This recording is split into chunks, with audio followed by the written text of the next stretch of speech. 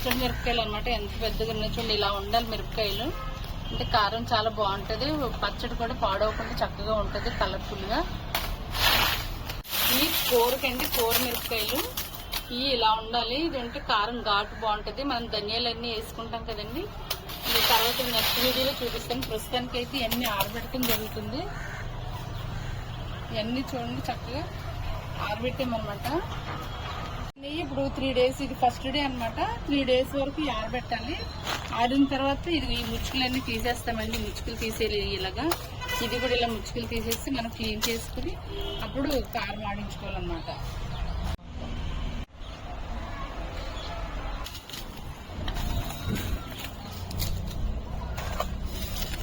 ఇందులోకి ఏమేమి చూడండి, ఇవన్నీ ఆరబెట్టేసి ఇలా ముచ్చుకులు తీసి క్లీన్ చేసేస్తాం అనమాట. కూర కారానికి కారం ఆడించడానికి రెడీ అవుతున్నామండి. ఇవి పచ్చడి కారానికి. ఇది చూడండి ఇలా ఎండిపోయినాయి. ముచ్చుకులు కూడా తీసేస్తాము. ఇది కూడా కారం పట్టుకెళ్తాం అనమాట. ఇప్పుడు చూడండి పచ్చడి కారం అనమాట.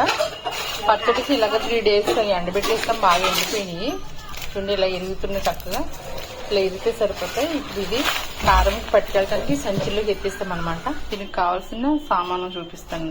ఇదిగోండి పసుపు కొమ్ములు, ఇవి చితకొట్టాలన్నమాట. ఇవి ఉంటారంటారు. ఇవి క్లీన్ చేసి ఎండబెట్టేసాను. ఇది ఉప్పు, ఇది ధనియాలు, ఇది జీలకర్ర, ఈ వెల్లుల్లిపాయలు చూడండి ఇలాగా వేపుతున్నాం అనమాట. సరిపోతే మొత్తం నేను బేషన్ పెట్టేసి వేపేస్తాను పొయ్యి మీద. ఇవి కొలతలు ఎలాగంటే కేజీ మిరపకాయలు, కూరకారం కేజీ మిరపకాయలకి 200 గ్రాములు ధనియాలు, 100 గ్రాములు జీలకర్ర, ఊరకాయలు 100 గ్రాములు వేసుకోవాలండి. మెంతులు ఒక 50 గ్రాములు వేసుకుంటే సరిపోతుంది. కేజీకి లెక్క అనమాట. అలాగే మీరు 2 కేజీలు ఆడించుకుంటే అన్ని 100 గ్రాముల చొప్పున మీరు వేసుకోవచ్చు. ఈ విధంగా చేసుకుంటే కారం చాలా టేస్టీగా, చాలా స్మెల్ కూడా చాలా బాగుంటుందండి. అలాగే ఒక 100 గ్రాములు, 150 గ్రాములు ఉప్పు, కళ్ళుప్పులో వెల్లుల్లిపాయలు ఎండబెట్టేసి ఉప్పు వెల్లుల్లిపాయలు కలిపి కొంచెం ఒకసారి బరగ్గా గ్రైండ్ చేసుకుని కారం ఆడించేసిన తర్వాత అది కారంలో చక్కగా కలిపేసుకుంటే మంచి స్మెల్ వస్తుందండి కారం. చూడండి జీలకర్ర కూడా వేయించింది. వంటలండి, వంటలు కూడా ఇలా ఫ్రై చేసి వేస్తున్నాను.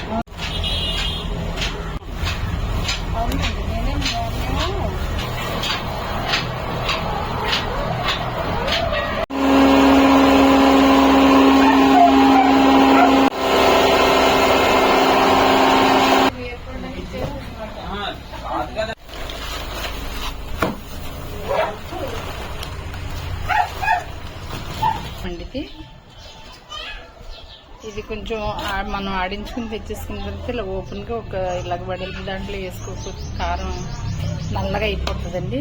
వేడిగా ఉంటుంది కదా, వేడంతా చల్లారిన తర్వాతే ఇందులో ఉప్పు వెల్లుల్లిపాయలు మిక్సీ పట్టుకుని ఇందులో చక్కగా కలిపేసుకుని అప్పుడు స్టోర్ చేసుకోవాలి. ఇది ఇప్పుడే తీసుకొచ్చామండి మిల్లు దగ్గర నుంచి. కొంచెం చల్లగా అయ్యే వరకు ఇలాగా పెట్టేసి ఉంచామన్నమాట. ఇది పచ్చడి కారం అండి. ఇది చెంట్ల బరగ్గులు ఆడుకుంటే గ్రేవీ బాగుంటుంది చాలా.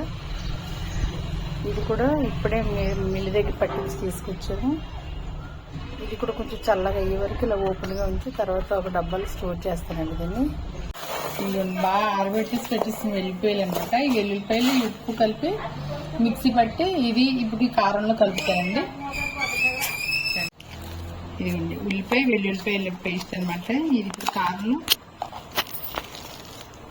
కారంలో వేస్తాము. ఇలా చక్కగా మొత్తం అంతా ఉండలు లేకుండా కలుపుకోవాలి. మంచి స్మెల్ వస్తుందండి ఇది వేయగానే. కారం చాలా బాగుంటుంది, నిలవ కూడా ఉంటుంది అన్నమాట.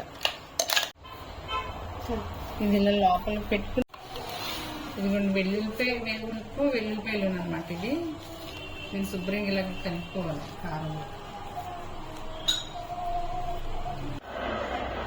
పచ్చడి కారం అండి ఇది ఆడించుకొచ్చిన తర్వాత దీన్ని ఇలాగా డబ్బాలో వేసి స్టోర్ చేసి పెట్టుకుంటాం అనమాట. మనం ఎప్పుడైతే పచ్చడి పెట్టుకుంటామో అప్పుడు దీన్ని ఇలా తీసుకుని వాడుకుంటాం.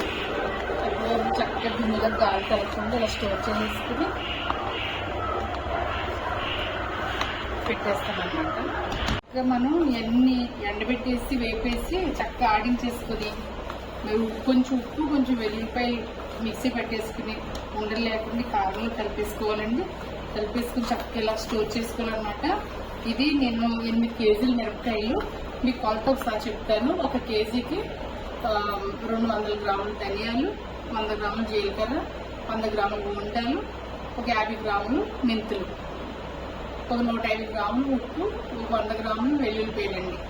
కొలత కరెక్ట్గా కొలతలు ఆ విధంగా మీరు కారం పెట్టుకుంటే సంవత్సరం కలర్ పోకుండా చక్కగా స్మెల్ మంచి స్మెల్తో చక్కగా ఉంటుందండి. మీరు ఈ విధంగా ట్రై చేయండి, చేసుకుని ఎంజాయ్ చేయండి.